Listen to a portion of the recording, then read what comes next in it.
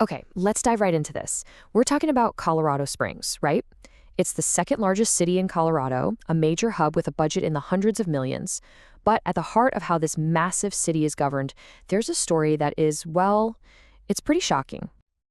And it all starts with this number, $6,250. That, right there, is the annual salary for a city council member in Colorado Springs. Yeah, you heard that right. That's what you get paid for an entire year of helping run a city with nearly 500,000 people. Let's just put that in perspective for a second. After you pay your taxes, that breaks down to about $100 a week. I mean, think about that. That's less than a lot of people spend on gas or groceries. It's not a lot. So for that kind of money, what does the job actually involve? You might be thinking it's just a couple of meetings a month, right? Well, not exactly. You see, on paper, the city charter officially calls this a part-time role. But in reality, oh, that is a completely different story. Council members consistently report working 40, sometimes 50 hours a week. They're in meetings, they're studying incredibly complex issues, they're responding to folks in their districts. It is a full-time job in everything but the name, and of course, the pay.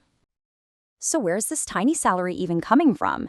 You'd think in a city with such a massive budget, it'd be a drop in the bucket. But the answer is actually really revealing. The money comes out of the city's main pot, what's called the general fund. And if you look at where that money comes from, it's pretty eye-opening. A whopping 63% is from sales and use tax. Property tax, only 6%. So the council's pay is mostly funded by the everyday shopping and economic activity of the city's residents. Now here's the kicker.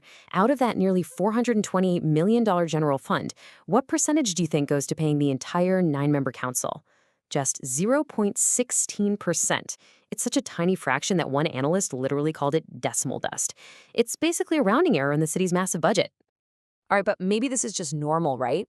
How does Colorado Springs really stack up against other cities? Well, as we're about to see, it's not normal at all. It's an extreme outlier. Just take a look at these other cities, all with basically the same population.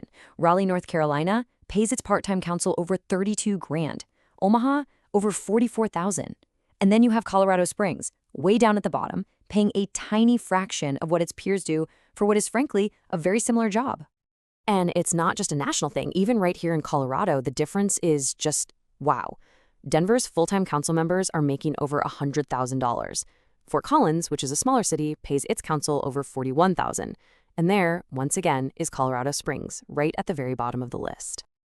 This quote from the city's own council president, Randy Helms, really just puts it all into perspective, doesn't it?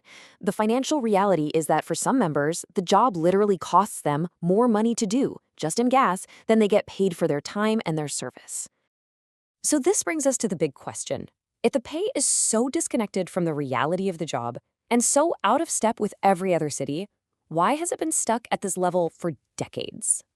Well, the answer comes down to the voters. You see, before 1995, this was a completely unpaid volunteer position. That year, voters agreed to the current stipend. But since then, they have shot down every single attempt to raise it. In 2013, a measure to increase the pay failed, with about 80% of people voting no. It wasn't even close. And here is where things get really interesting. There's a huge difference in how the council gets paid versus how the mayor gets paid. The council's salary is literally hard-coded into the city charter. The only way to change it is with a public vote. The mayor's salary, on the other hand, gets adjusted for inflation by the council itself every 4 years. So one is frozen in time and the other keeps up with the economy. And because that number is frozen, inflation has just been chipping away at its value for almost 30 years. That's $6,250 from 1995. Today, it has less than half the buying power it did back then. So in real terms, council members are actually earning less and less every single year. So what? Why does any of this matter? What's the real-world impact of paying the leaders of a major city a wage that's basically just a volunteer stipend? It all really boils down to this one simple, powerful question. When a job demands full-time hours but offers less than poverty-level wages, who can actually afford to take it on? And the answer to that question has some pretty serious consequences. It drastically narrows the pool of people who can even think about running. You're basically left with people who are independently wealthy, already retired, or have a super flexible job with an employer who's willing to let them do it. It pushes out working parents, young professionals, and hourly workers. And that risks creating a government that doesn't really look like the city it's supposed to represent. Let me give you a real-world example. Take Richard Scorman, a former council president. He's a local business owner, and he estimated that serving on the council cost his business hundreds of thousands of dollars because he couldn't be there and had to hire extra people. He was, in effect, personally paying to do public service. And so this leaves us with a final, and I think crucial question. As Colorado Springs just keeps on growing and its problems get more and more complex, can a system built on a near-volunteer part-time council really meet the needs of a major American city? That is a question its citizens will ultimately have to answer for themselves.